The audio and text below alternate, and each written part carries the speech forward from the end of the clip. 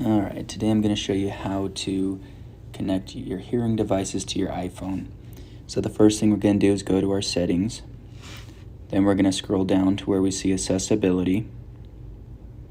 Then we're going to scroll down again to where we see hearing devices. Now here it shows that it's searching. We need to restart our hearing device. The easiest way is to put them in the charger and pull them back out. So I'm going to do that.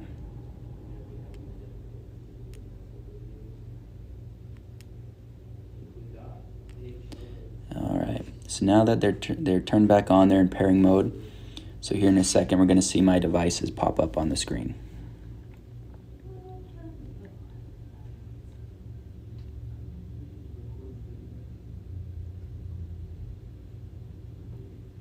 Alright, now we're going to hit, they show that they're not paired, so we're going to click on that. Then we're going to hit pair, then we'll hit pair again.